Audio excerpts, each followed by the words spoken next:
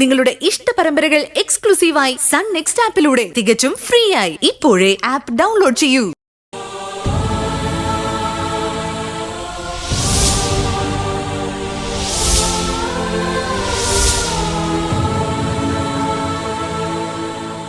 പോയിട്ട് വരാമേ.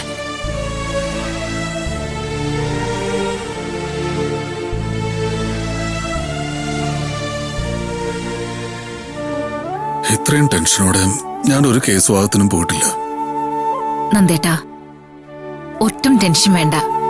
അർജുന് പരോൾ അനുവദിക്കും, അതിൽ സംശയിക്കണ്ട. എനിക്കും അത് ഉറപ്പുണ്ട്. എന്നാലും അരുണിമേ, എനിക്കൊരു ടെൻഷൻ. ഇത് കേസിന്റെ പ്രധാന വാദമൊന്നുമല്ല, മറ്റു സാക്ഷികളൊന്നും വിസ്തരിക്കുന്നുമില്ല. തെളിവുകളും രേഖകളും ഒക്കെ വെച്ചിട്ടുള്ള ഉത്തരവാണ്. എന്തൊക്കെയായാലും എന്തോ ഒരു ഭയം. അത് ചിലപ്പോ സ്വന്തം മരുമകന്റെ കേസായതുകൊണ്ടുള്ള പേടിയായിരിക്കും. ഡോക്ടർമാർക്ക് സ്വന്തം മക്കളെ ചികിത്സിക്കേണ്ടി വരുമ്പോ അവർക്കൊരു ടെൻഷൻ ഉണ്ടാവില്ലേ, അതുപോലെ. നന്ദേട്ടൻ ധൈര്യമായിട്ടിരിക്കെ.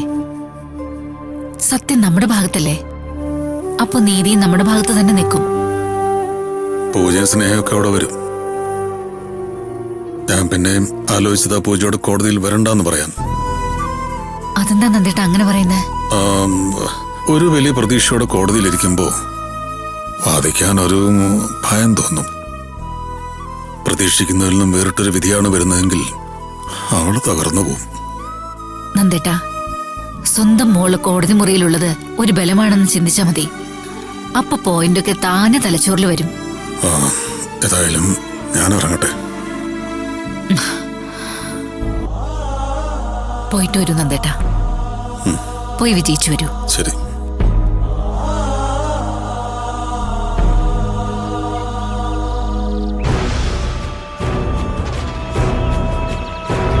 ആദ്യ കേസായിട്ട് തന്നെ എടുക്കുന്നേ.